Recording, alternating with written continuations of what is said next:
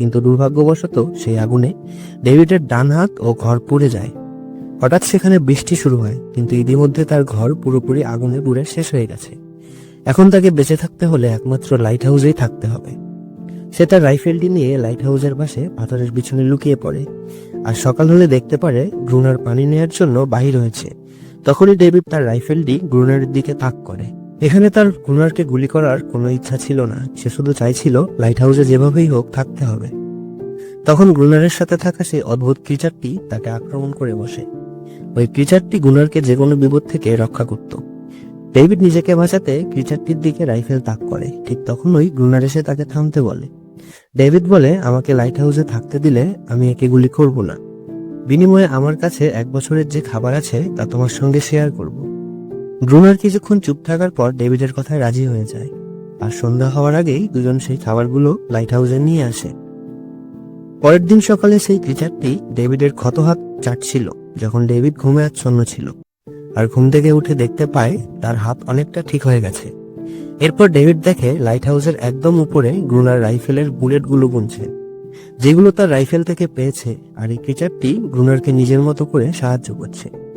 এর মানে এই ছিল যে এই প্রাণীটি হিংস্র ছিল না। তাই ডেভিড গ্রুনারের কাছে জানতে চায় এবং এই আশ্চর্যজনক ঘটনাগুলো পৃথিবীর সামনে নিয়ে আসতে চায়, কারণ সে জানতো যদি এই ক্রিচার সম্পর্কে পৃথিবীর মানুষ জানতে পারে তাহলে তারা দুজনেই খ্যাতির শিখরে উঠে যাবে।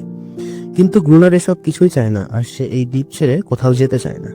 ডেভিড এবার গ্রুনারের কাছে জানতে চায় এই ক্রিচারটি সে কিভাবে পেয়েছে।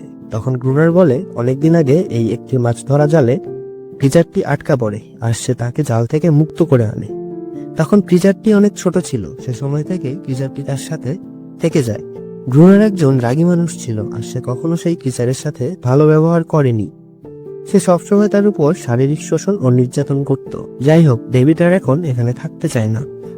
সে এই দ্বীপের পাশ দিয়ে আসা যাওয়া কোনো জাহাজকে সিগন্যাল পাঠিয়েছে এ জায়গা ছেড়ে শহরে ফিরতে চায়, কিন্তু এ কাজ ততটা সহজ ছিল না। গ্রুনার বলে কোনো জাহাজ এই দ্বীপের আশেপাশে আসে না, কিন্তু ডেভিড তার কথা বিশ্বাস করে না। এখানে থাকতে একটুও তার ভালো লাগছে না, দম বন্ধ হয়ে আসছিল। সে যত তাড়াতাড়ি পারে এখান থেকে চলে যেতে চাচ্ছিল। রাত হতে চললে গ্রুনার তাকে বলে, রাইফেল নিয়ে রেডি হয়ে যাও, কেননা ওই ক্রিচারগুলো যে কোনো সময় আক্রমণ করতে পারে। ব্রুনার লাইট হাউসের লাইট অন করে দেয়, আর কিছু সময় পর সমুদ্র থেকে অনেকগুলো ক্রিচার বাহির হয়ে আসে আর লাইট হাউসের দিকে ছুটে আসতে থাকে। ব্রুনার লাগাতার তাদের উপর গুলি করতে থাকে, কিন্তু ডেভিড অনেক ভয় পেয়ে যায়। সে লাইট হাউসের ভেতরের দিকে পিছাতে থাকে। ব্রুনারের বারবার বলার পরেও সে সামনে আসতে পারে না।